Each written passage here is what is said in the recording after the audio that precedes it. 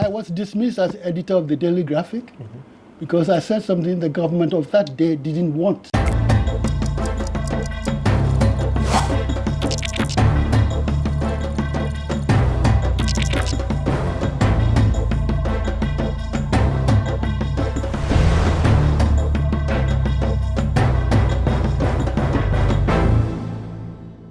Welcome to the Lowdown on Ghanaweb TV. This is the most informative socio-political and personality interview program you can find online.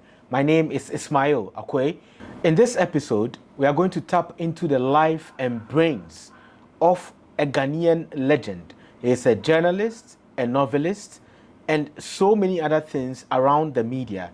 He started writing in the 1950s and he has since not stopped. Our guest will be introduced to you after this break. This is the Lowdown. Don't go anywhere.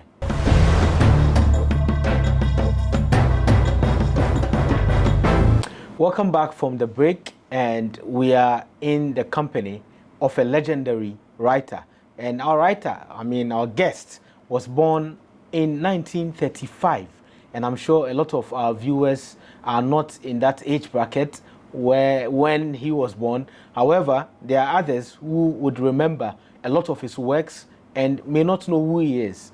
And our guest is Mr. Martinn Cameron Duodu. Welcome, sir. Thank you very much. And I'm glad you are here because you contribute to Ghanaweb, and you still do. How do you normally put together your thoughts when writing? Because you are 85 years old. Let me first of all correct you. I was born in 1937, not 35. I know I'm old, but you can't not that old. Yeah. So how do you go about your passion, which is writing, journalism, and all of that, even at this age? Because a lot of your mates, I would say, have retired. Yes. Well, the thing is to never stop thinking about your country, your home, and the world. Then when you get ideas about what you are hearing or seeing, you tell yourself, would I do this? What can I say about that? Do I have anything to tell other people about? Would I like to converse with someone about this issue? Because the media is just a reflection of life. And in life, if you don't converse with people, if you don't exchange ideas, then you are basically dead on your feet. Now, the reason why I keep writing, and I write 2 columns a week, one for the Daily Guide of Ghana and the other for the Ghanaian Times. I taught myself how to write. I've never been to a secondary school. I've never been to a journalism school. I just, out of the love of communicating, began to read a lot, listen a lot, and made the world know something that I'm very familiar with. And I go on doing that because so long as God has given me this brain and it isn't dead yet, I have to use it. If you don't use it, it will die on you. And a lot of journalists retire from 50, some after 50, some even before 50. But you were a freelance journalist and a writer from the 80s. Yes. And by then, were you supposed to have retired in the UK, or you were actively working alongside being a freelance journalist? Well, who tells you to retire? It's only your work. In journalism, nobody supervises what you do, especially if you're a freelance. So long as you write well, you remember events, and you are not too lazy to check up on your facts, you don't retire. Good journalists don't retire. When you want to retire, it's probably after you have written your autobiography. And I am writing mine, but there is so much going on that I haven't completed it, and I don't think I'll complete it in the next few years unless I am called away. I think you have to complete it, and anything we can do to get you to complete it, we're going to do it in our own way. But with remembering and recounting memories, yes, this is something you are really good at, because you remember the pre-independence era when you were still, actively working, and you were a young man then. How was it like when you were a pupil teacher? At that point, did you think you would be a journalist, and did you even know what journalism was at the time? That is true. I was very lucky in that I think, in Standard 6 when the Daily Graphic was launched. Now, the Daily Graphic has very interesting antecedents. It was launched by the Daily Mirror Group of London. Now, at that time, the Daily Mirror was the biggest newspaper in the world in terms of readership. And they employed very good journalists. Bankole Timothy was employed from Sierra Leone and became a very important person in the Ghana media. Henry Ofori, you probably have heard of him. He used to be editor of Drum. Moses Dankwa, Kofi Bedu, the sports writer. They were very good, and these people were taught by Fleet Street experts. And when you read them, you felt, oh, I'd like to write like that. And so even when I was in middle school, I was writing good essays, and I was lucky to have some very good teachers who helped me along and taught me that, first of all, you must master the English language. And secondly, you must read so that you know what interests you and learn from that to make your stuff interesting to other people. Where do you get your materials to read? Were you reading newspapers at the time? Yes, newspapers, and also yes. I come from Esiakwa, which is near Chebi, and Chebi had a library at the community center. I used to go there every week, paying out of people teacher's salary about £7 a month. I was taking lorries at 1 shilling a time, go to Chebi, borrow a book, bring it back to Esiakwa, read it. As soon as I finish, I go and change it, and so on. And what kind of books were in the library at the time? All sorts of novels. I read The Saint. There were a lot of novels about the saint, for instance, and then Black Shirt. If you knew how these people wrote, if you borrowed a book, you needed to finish reading it. You couldn't put it down. It had that knack of making you interested in the story they were telling you. And then, of course, Charles Dickens and other people. I read a lot. And then you wrote a lot from that inspiration. Yes. Not directly. This is the thing about education. When you absorb and you are disgorging, it's not conscious. The English language appeals to you. You find an expression as you are reading, and it gets into your subconscious. And before you know it, you are applying it to your own situation and perhaps modifying it a bit. Because these people were writing about Europe and America, and I was in the Gold Coast. But I had to make sure that people in the Gold Coast understood what I was writing, so I adapted, yes. And in 1957, you were at GBC by then. How was it like, if you can take us back, for you and also your thoughts at the time when we had the independence? What was going on then? Whilst I was in school, there was this struggle between the National Liberation Movement and the Convention People's Party about which party would lead Ghana to independence. And then I joined a magazine called New Nation. But whilst I was at New Nation, I was moonlighting by writing short stories for the Ghana Broadcasting Corporation. And they employed me because they liked what I was writing. Yeah. So I was there when independence occurred. We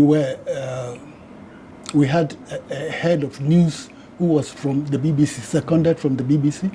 We had a head of programs who was seconded from the BBC, and we had a director general who was seconded from the BBC. And they were looking at talent for talent, all the time. So I wrote for them, and they employed me.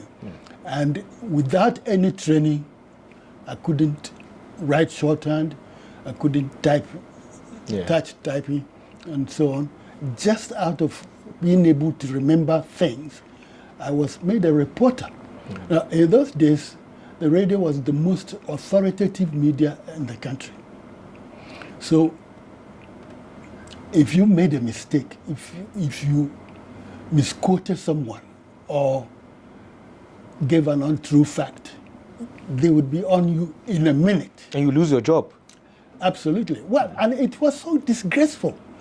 So you had to be very, very careful. And that was how I trained myself to be able to report accurately, reflect what people were really saying. And I was sent to Parliament as parliamentary reporter. The worst thing you can think of, because as you know, politicians are very interested in being quoted accurately. Because if you quote them and make an error, it goes to their constituents. And they will not be elected again. So they were very, very interested in making sure that we reported them properly. Dr. Kwame Nkrumah, who was then the Prime Minister of Ghana, once telephoned the newsroom of Radio Ghana once I was there. And he told us that we had said that the dam was being built at Konsombo. It wasn't Konsombo, it was Akosombo, Akosombo. And he spelled it for us. So just imagine this happening and everybody knows. He said, hey, Prime Minister listens to us. We must be accurate too. And because I managed to report accurately, I was sent to all the important assignments. And have you ever interviewed Dr. Kwame Nkrumah at the time? Not for writing, but I've had one-to-one with him during the Congo crisis. I was editor on duty when President Lumumba, Prime Minister Lumumba of the Congo, had problems. And we had, at that time, a monitoring service which was capable of picking up radio transmissions from all over Africa. And I heard that the Ghana ambassador in the Congo had been expelled by the government of the Congo.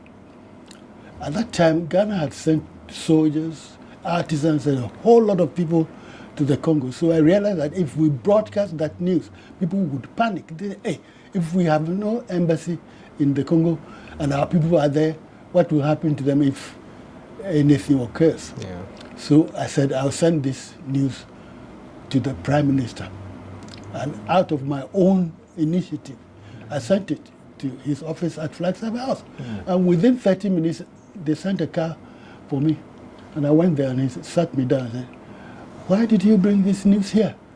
And I said, I know that we have soldiers in the Congo and you have an embassy, but we, according to your instructions, have set up a monitoring service so we can hear Radio Leopoldville direct. And this news came from Radio Leopoldville, and I thought that perhaps it would take time to get to you through the army or through the Ministry of Foreign Affairs, but here it is. Give it to the president and let him do what he likes with it.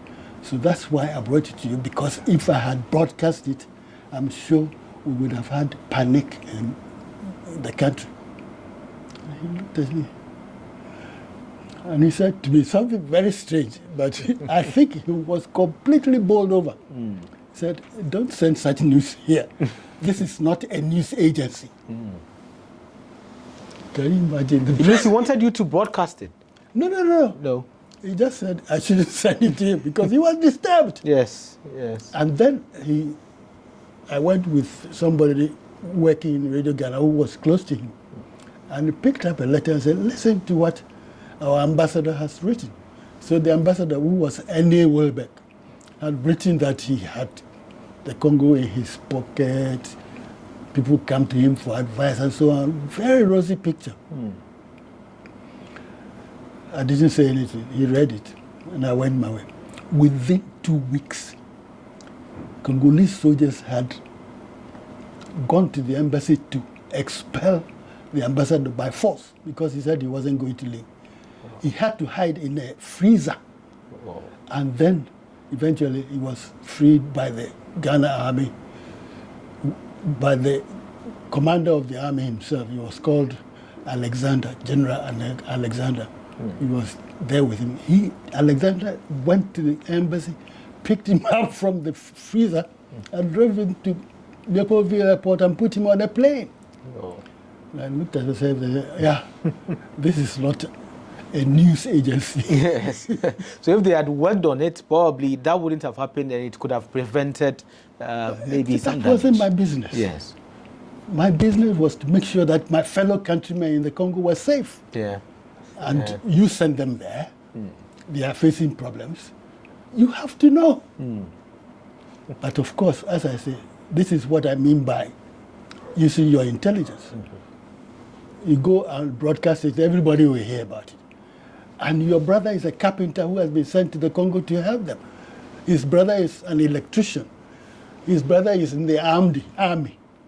What would they think? Yeah. So, you use your judgment in journalism. That's why I say that there are a lot of people in this country who think that if you get a microphone, that's the end of the story. It isn't. You must think about the person who is going to listen to you.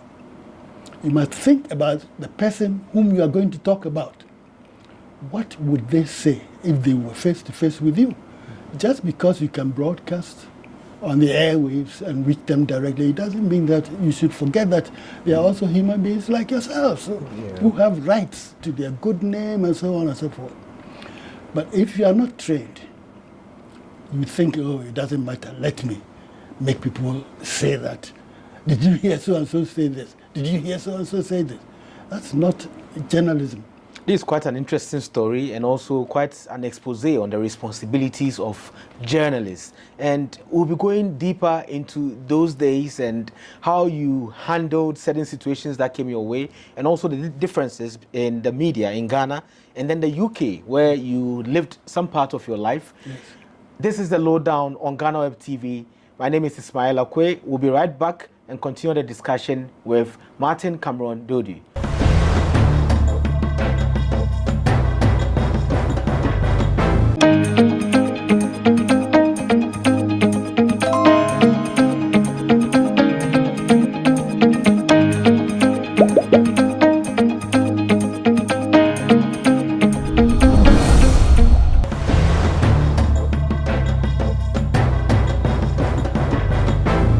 Welcome back from the break. This is the Lowdown on Ghanaweb TV. My name is Ismail Akwei, and we are discussing with our guest, Martinn Cameron Duodu. And I don't know, are you comfortable with the name Martinn? Because you normally sign Cameron Duodu and no Martinn. Yes. Because of my affinity with the radio, I like you funny. I like good words, and I loved the name Cameron rather more than Martinn. Okay. And of course, editors prefer that you use as few words as possible for your story as well as your byline. So rather than say Martinn Cameron Duodu, I just choose the Cameron. And it's important to me because my father was a cocoa buyer, and the firm that he worked for was from the United Kingdom, and the head of the firm was a Scotsman called Cameron, and he helped my father a lot. My father was an incredible man. He never went to school, but he could buy cocoa and account for it. You brought 60 pounds of cocoa, he would know if it was more or less, knew the scales and so on and so forth. And these people appreciated him and promoted him. And we had quite a nice life. Yes. So I said, oh, if it hadn't been for Mr. Cameron, maybe I wouldn't be enjoying this life. So you are living the life of or the legacy of Mr. Cameron, because at least he made your family comfortable. Absolutely. That's quite interesting. And in the 1960, I think in 1960, you were the editor for Drum magazine. Yes. At what point did you leave GBC? It was very interesting. I was making rapid progress there. I went there in 1956, and by 1960, I had been promoted to editor. In those days, if you became an editor, you had a car loan, had a bungalow, and all sorts of things. So I was moving fast. When Henry Ofori, I have mentioned him, came to interview me at GBC about the stories I was writing, which were being broadcast not by the news section, but by the programs section. And he asked me, why is it that we have so few writers in Ghana? And I gave him an answer. I said, look, this is a humid climate. People go to their offices and work. Those educated who have offices, when they get home, they are very tired. And writing is a tiring occupation. Not only that, but they hardly pay anything. Yes. Which incidentally, Ghanaweb has been perpetuating. You use a lot of stuff which you don't pay for. How do you expect your freelancers to exist and continue producing stuff for you?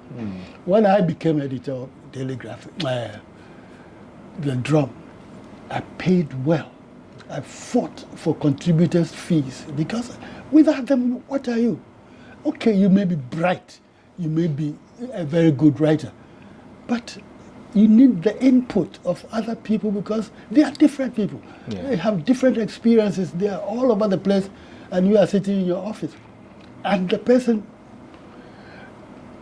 brings you a story which you put in a magazine and sell. If you saw those days, at the end of the month, you see about 10 kids on this road here. African drum, African drum, African drum. And people used to like to buy the drum. So if they are buying and paying for it, why won't you share it with those who help you to make it popular? Yes. We have to be absolutely truthful to one another. Yeah. I regard Ghanaweb as my second home. I used to write even for Say It Loud. Wow. Yes, I took part in some of those very serious, controversial debates. I hope you didn't go anonymously. I think I didn't use my name. Okay. Because some of the stuff there is, you know, it's almost disgraceful to be associated with it. Yes. But we've toned it down now. Yeah. That is very good. But you've done very well. There's nobody I know of importance in politics or business who doesn't use Ghanaweb every now and then. Yes. And also, I like the idea that you encourage people to express their opinions about what they read. Some other media also use opinions, but they don't encourage letter writing. Yeah. And so please keep up and encourage people. Don't just wait. If there is an issue that you want people to talk about, find someone who is competent on that issue and go to the person and let the person, invite the person. You'll be flattered that you have come to him. Then after he has given his opinion, you can generate a discussion of it. The country needs discussion because things are moving very fast and things are difficult. There's inflation all over the world. There is hunger here and there. And in this country, we are sitting on one of the worst man-made disasters you can think of, which is Galamasey. Yeah. That the people of this country, with all their culture and knowledge, will turn River Ankobra into a chocolate-faced river. Brim, where I was reared in Achimabwakwa, you can't drink it. Last weekend I was at Esiakwa. We used to have Supon, Trafo, and Brim, Puspus and so on. They now take water from the ground. And even that is not good enough. And so people I saw were drinking sachet water. You know? And the media is not doing that much. Let's compare it to the past when you were the editor of Daily Graphic. Was it the same situation then? Were the reportage mostly about politics, or they were a bit different? I wish we were doing this at my house because I would show you an article I did. There was a small village called Insutem. It lies between two rivers, Brim on this side and Supon on that side. And both rivers flooded at the same time, and the people's houses were underwater. And I heard about it, so I sent a chap to go and report it. We put it on the front page. The Minister of Rural Development took a helicopter to that place to see for himself, and he got in touch with his housing people, and they built a new township for Sudan. That new township you see there as you are going to Kumasi, before you reach Usino, was built as a result of the Daily Graphics efforts. We did all manner of things. As I say, I don't have the evidence here. So, but the point is, what is important? To discuss the family affairs of somebody, whether he's having an adulterous relationship with some woman or other, or is that important? You are sitting here, your children and their children are going to have to import water if you are not careful, because given climate change also, what we are doing to the rivers will worsen. Yeah. And as you say, you pick up the newspaper and it's as if nothing is happening in the world. I can't believe it. And there are people here who call themselves journalists. They actually formed a journalist of concern about Galamasey. Yeah. I don't know why they formed it. I wasn't here. But whatever they formed it for, when they achieved it, it's gone. Nobody is doing anything about it any longer. And yet, if you go to Brim today, if you go to Ankobra today, you go to Tano, they are all still being polluted by the Galamasey people. With the kind of journalism we are practicing now, I've heard from a number of journalists who are saying, well, why do you complain about the kind of content that we have? Because we need to sell. And if you look at the UK and other places like the US, we have a lot of the media focusing on the personal lives of people and following people about to talk about the adulterous issues and those things because they sell. Do you think we should be at that level at this time? No, the point is they are lying. If you put on the television on CNN right now, you find fire in California. There is fire also and floods in Kentucky. Here am I sitting in Accra. I know all about it. Why? Because that is the media. They see life in danger and they deploy resources to cover it. They interview the people who should be alleviating the pain of those who are suffering, and so on and so forth. So they are just lying that it's because of lack of interest that they are not covering this story. It's not true. People know that they must drink water. We have a proverb which shows that even animals appreciate water. Say,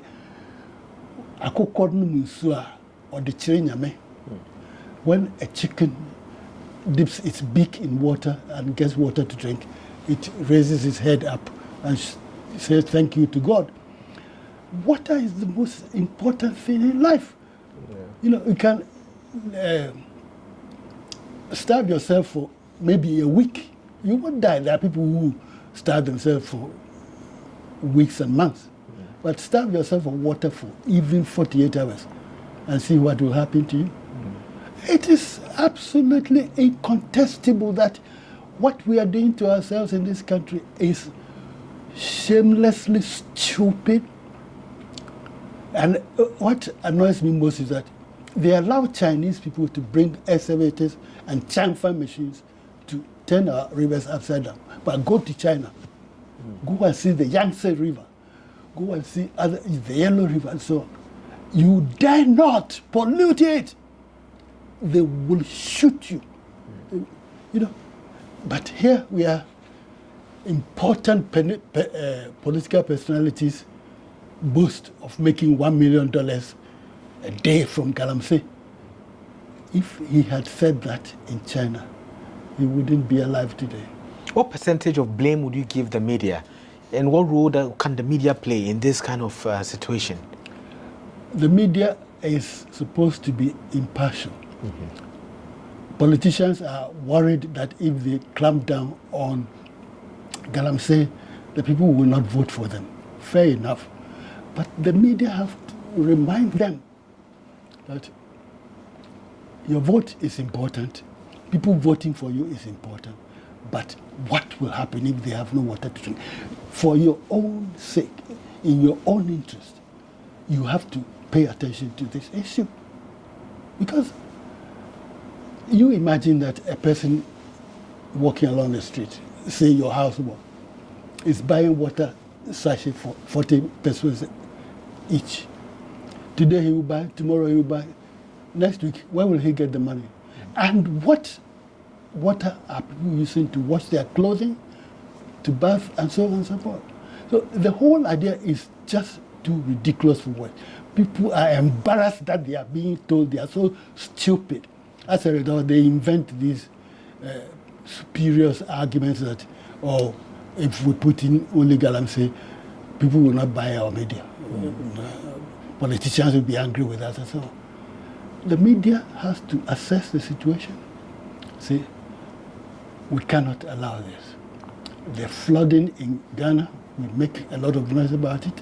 It is now going down a bit. You have to, people, a minister will go to his office and find about 400 people waiting for him. They want jobs, they want this, they want that. So by the time he gets home, he's not thinking about Galamasey. If he's thirsty, they bring him water from the fridge. He doesn't know, but we know. And if we don't know, we must find out. So with the level of disinterest, if I can call it that. Absolutely. Amongst, from the media and even the general public in these important aspects of the society, do you think there is a brighter future as compared to the past? Because we've also seen a different level of issues and problems in the past, from the 60s through the 70s, 80s, and the issues of today. With all our digital improvements and the transformation, and we see the problems deepening. Is there any difference that you expect? There can be a difference if the journalists wake up, because when they wake up, they wake others up. So the first point of call is journalists? Yes. Okay. You probably have heard that Thomas Jefferson said that, given freedom of the press and no government, I would prefer to have freedom of the press and no government. It is as high as that. Because if you don't know about the issues, how are you going to vote for someone? And if you don't vote for someone, who is going to govern? So it is important that the journalists wake up. And if the politicians don't allow themselves to wake up, you kick them in the butt so that they will wake up. But the journalists own, the politicians own a lot of the media houses. That is true. I was dismissed as editor of the Daily Graphic because I said something the government of that day didn't want. Do you remember what you said? Yeah, 1970. Professor Busia, the Prime Minister, wanted Ghana to engage in dialogue with South Africa. Apartheid, where a man's skin determines his fate in life. And I said, no, we can't do this. We have to help the blacks in South Africa to overthrow the whites so that they will all become equal. And I published this, and I ran a campaign in a government-owned newspaper. Wow. Because I believed that the government was holding the papers in trust for the people. So the people's interest was that. And I did other things like what I told you about the water. Yes. And I was dismissed. I knew I might be dismissed, but who am I compared to 30 million black Africans in South Africa? Their interest. So you knew you would lose your job for Yes. doing that, and your subordinates agreed, and then they implemented the campaign. Oh, well, as an editor, I write an editorial, how can you not publish it? No, I did it. But the important thing is this, that the journalist of intelligence doesn't put himself above the people. Yeah. Even now, that was 1970. How many years now? 50. That's 50. about, over 40 years. People still remember what I wrote and what I did. And it's there for the records so that people can see that you don't say that person owns this medium and therefore I can't use it to say what I think. If you couldn't think, he wouldn't have employed you. Okay? Yeah. And if he employs you and he doesn't respect your intellect, then who is he? You have to be challenging these ideas all the time. Definitely be respectful, explain yourself, and let people know why you did or you are doing certain things. But to say that, oh, my boss wouldn't like this, so I wouldn't use it, when you know that it's in the interest of the people, it's a different matter altogether. So you resigned from GBC, you went to Drum, yes. You resigned from Drum, Yes. went to Graphic, and you were fired from Graphic. Yes. We'll continue the story after this break. We are speaking with Cameron Duodu. Is a legendary journalist, writer, novelist, and everything you can think of in the media, a broadcaster as well. My name is Ismail Akwei. This is the Lowdown on Ghanaweb TV. We'll be right back.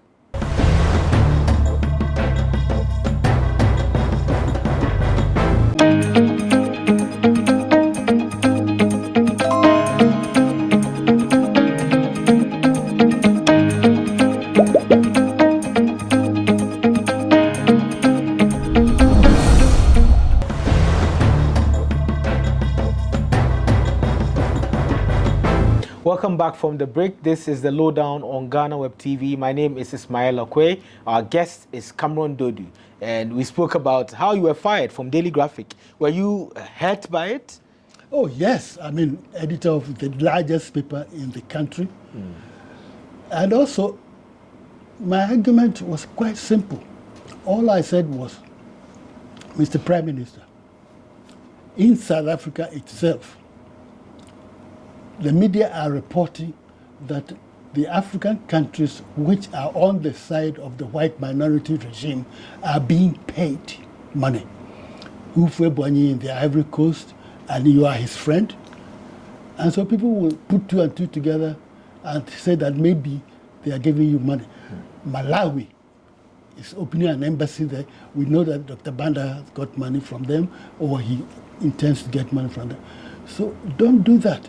Ghana has a name which the black South Africans respect because we used to train some of their guerrilla warfare people. Now, if they hear that Ghana is engaged in dialogue with the white minority regime, they will be hurt. And even those who want to fight and die for their country will be detailed, say, oh, we have no hope. So please don't do it. And you fire me for that. Thank God for it. I have that history. Yeah. And Nelson Mandela was eventually released from prison. I went to the inauguration when he became president. Oh. Yeah, I saw my work bearing fruit, you know, and that is important. Yeah. It So was what one of the proudest moments of my life. So what happened right after Graphic? What did you do next? Well, whilst I was before I even joined the Graphic, I was correspondent for the Financial Times of London and also for the Volkskrant in Amsterdam and other people. Yeah. So I never ever felt that I should fear. If you fire me from the Daily Graphic, I have the Financial Times, and eventually I even moved from there to the Sunday Times, a very rich newspaper, then from Sunday Times to the Guardian, and so on. So I have faith in myself that my talent can be appreciated by other people. And can you imagine? Here my Ghanaian, no degrees or anything, and my byline appears in the London Times, the London Sunday Times, the London Observer, the Volkskrant Amsterdam, Ons Vereld and others. Oh, yeah. And all of them were getting different stories. Absolutely. Not the same story across the Well, the I mean, papers. that would be stupid because they read. Yes. They read one another. So I managed And they paid as well. very well. And they paid expenses. For instance, I was sent to Gambia by the Sunday Times. I was sent to Liberia to cover those schools and other places. Yeah. they know what stories are. And all they want is a good story. And thank God I had the preparation for that. You know, GBC and other drama and so on taught me how to write. So at what point did you decide to live in London? Is that where you lived, London? That was in 1983. Okay. I reported the murder of the judges, 3 judges and a retired army officer, for Focus on Africa on the BBC. They were suppressing the news as it came out of the special, not tribunal, special commission that was investigating the murders under Justice Azukra. At the time you were in Accra? Yes. Yes. Now, because they owned the Daily Graphic, the Daily Graphic wasn't publishing what was going on. Yes. Ghanaian Times, Duka. But by 3, 4, 5 o'clock, I was on the BBC reporting on it for Focus on Africa.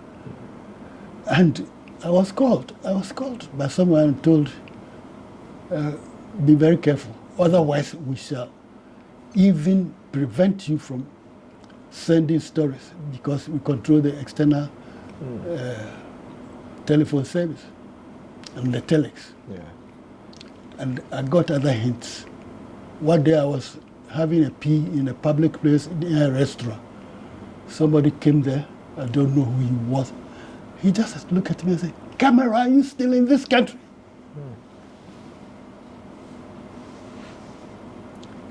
Before I could say anything, he gone. Who was he? What had he heard? You know, and I knew that in those days you could just vanish. Yeah. Not only that, but during that time, my son was driving my car and he had a mysterious accident at a crossroads. In Accra? In Accra. The car was a write-off. It's very lucky that he wasn't hurt. But if they were picking on my family, you know. So I've been through it, but Allah is there looking after me, and I've done my little bit. So at what point did you decide to move to London? And did the BBC support you in moving? No. No. I was a freelance. You don't have a contract. Yeah. I just turned up there, and then I began to write for using my freelance outlets. Did you move with your family? Eventually, they joined me. Okay. But I spent 34 years abroad. 34 years? Yes, 34 years. And I regret it because if I had been here, maybe I could have made a lot of difference. Yes. But anyway, I was writing about Ghana anyway, 4 overseas newspapers and media. And some Ghanaians were exposed to my ideas. Yeah. So the whole 34 years was for the fear of your life, because you could be attacked. I was. Where? You have an accident, your car is written off. There were times, one day I was going to Tema, and I was followed all the way to Tema and all the way back. But I wanted to see what they would do. So they were laying the motorway extension, Spintex roads and so forth. And I used to ride horses around that area, so I knew where the paths were. So on the motorway, I just moved straight. And I went straight to the castle under the regime of Flight Lieutenant Rawlings. On a horse? No. Okay. After yes. I drove and they couldn't find me. Yeah. I was with someone important there discussing this issue when the person who had lost me came to report to him that he had lost me. Then he saw my face, I swear. He broke into hysterical laughter. Wow. He just couldn't control himself. Yeah. You think you can get me? I'm sitting here with your boss. Let him kill me today. Oh. And nobody can do anything to you if you haven't made any mistake. So the threats were glaring. I didn't invent anything from the story about the judges. I wrote what was said by the witnesses and the judges and so on. If you kill me for that, what have you done? The record is still there. Wow. The threats were very glaring, and you ran for your life. However, you came back. Yes. So at what point did you return? When did you return permanently to Ghana?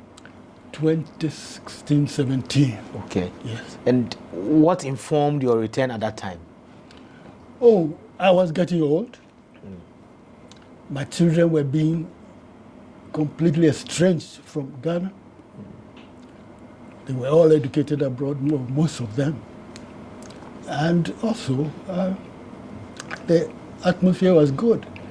I wanted to come back earlier, but, preparation is important. At my age, you don't go and hang around on somebody's, premises and so on. So I took my time, prepared, and I came back. That's why I've been able to continue to Ghanaweb. Yes, yes. And are you happy? Right now? Yes. No. Because of this Galamasey situation, I'm not happy. I would be lying if I said I was. Look, we have a country in which the president said, I would rather lay down my office than allow Galamasey to continue. But his powers are limited. Some people in his own party are boasting that they can make $1 million a day from Galamasey. If you read the Daily Guide, there was a column by somebody called Bauer recently, and he will explain to you how the NPP national elections took place and what happened there. This is in black and white. We cannot continue this thing. The rivers are crying, the people are crying. There are so many diseases we don't hear about, because of the way that chemicals are transmitted through the water to our people. There was a major story, I think you published it, but I can't remember, saying that there were babies being born without eyes and noses. You live in this country, you are a journalist, and you see a thing like that and you let it go. You don't discuss, you don't write editorials about it, nothing. What kind of people are we? What kind of journalists do we have? God is not coming from up there to save us from our own stupidity about the way that we use our water. He gave us the water, and that was enough. And in some countries, they look after the water. So I sit here and I look and say, after all that we have done, boasting in the foreign media that Ghana is a great country, this and that, and we ruin our own water, the water we drink. How can you be proud of yourself? Have you met the president already? Yes. And you spoke to him about some of these things? Yes. But I'm sure you didn't get any Well, response. he did his bit, but the point is, as I said, the president said it publicly to everybody. Yeah. His party people know that he has said it, and that is his policy. They increased the penalty for Galamseyers a lot. And they are still doing it because he cannot control all of them in the regions, in the districts, and in the villages. So that is why he needs help. He needs our help to awaken those people. The people who go to Ghanaweb every day, they must get a message that something is very, very wrong in Ghana. Yeah. Now let's talk about family. How many children do you have? I have, thank God, 6 children. 6 children. Yes. Yes. 2 girls and 4 boys. And they are well educated and Yes. everything. Yes. And do you have a wife currently? I used to, but unfortunately, my wife passed away. Oh, okay. Okay. So I haven't married. And if you have a nice young sister or a nice young girl somewhere you want to introduce me, I'll be very grateful. That's quite interesting. So now let's talk about the autobiography. I'm sure we would have read a whole lot if it was completed. And you are saying it would take some years. Why would it take some years? Where have you reached? I want it to be my last testament. Yes. And so it needs time. And I want it to be very, very good. You know my standards. Yes. I want to write a fantastic book. So is it about style or context? All of it. Yes, I want to leave Ghana a very good book, starting from way back. Yeah. So what's And also to inspire the young people. Because as I've told you, I didn't go to secondary school. Yes. I've told you I didn't go to journalism school. And my standards has reached overseas, not only Ghana. So it means it can be done. Yeah. And those kids and young people who are saying that, oh, I don't have money, this and that, it's not an excuse. I passed my GCE levels through private study at home with a candle. There was no electricity. And I passed GCE level in 15 months. So my mates who were in secondary school were still in secondary school when I passed my GCE. Yeah. Then I got the job, and gradually, God helping me, it went well. So people can pick themselves up. That's quite some great words. Before we leave, I just want to ask you one thing. Who is your favorite writer? It's very difficult, but since did you say you read philosophy? Psychology. Psychology. Yes. Have you heard of Bertrand Russell? Yes, I have. He's one of my favorite writers. He's very, very good. Okay, who do you admire a lot in, in the African writers that we have? I know you did something with Wole Soyinka. Yes, and also Chinua Achebe. Yes. And Ayikweyama, don't forget. Yes. Those are all very, very good writers. But you can't say you have a favorite. Well, it really doesn't make sense. Yeah. Because Wole Soyinka writes plays. Chinua Achebe writes novels. Ayikweyama writes novels. Which genre am I going to pick my favorite from? Yes. But I like all of them, and I like good writing. Before we leave, I must tell you this. Ajua Yeboah-Ferry, who is a columnist for the Daily Graphic, has just published a novella. Very, very small. It's only about 60 pages. But it is fabulous. And I'm sure that she will continue and write a bigger book. But I read everything I can get. Everything. And yeah. That's a great advice, and we are very grateful that you honored our invitation to have a discussion with us on your life and also to share your own ideas and some advice on how to go about journalism in general and also how the country should be headed. Because you write, and we would have a discussion about giving you a very special place on Ghanaweb so that you could contribute more and help in solving the country's situation. This is the Lowdown on Ghanaweb TV, and my name is Ismail Akwei. Before we leave, we have a citation for Mr. Cameron Duodu, and this citation is from the Ghanaweb Excellence Awards, which was held last year. Ghanaians said they like Cameron Duodu, they follow his writing, and he writes for almost every platform you can think of. You don't use a typewriter, or you've used it before? A-wahi, B-wahi. You used to do A-wahi, B-wahi, or you've improved? Yeah. Well, I can write fast, but that's only because I've been doing the same thing for a long time. Yes. But I have about 5 laptops. 5 laptops. And do you use a smartphone? Yes, indeed. You do? You do? Oh, okay. That means you are abreast of the current trends and... Well, you probably don't see too much of what I do for Ghanaweb, but I often tell them, please accept this correction. Yes. For what I do. I'm always critical of myself and trying to know. How many times do you edit your stories? It depends on the mood and the time. If I'm fatigued, I may make mistakes. And one thing that I hope I can tell you for Ghanaweb's sake is that you should employ good proofreaders. Yes. Because even the best writers make mistakes because of deadlines and things of that sort. And you see that when you are rereading what you have sent, there are mistakes in it which escaped you at first. and they haven't spotted it. That's so true. Please, if my visit to you today can encourage you to employ very good proofreaders, Yes. I'll be very happy, and I know that I'll come home. That's really true, and I think your advices are well noted, and we're going to implement them at Ghanaweb because we serve the nation in our own small way or big way, as others who are online say.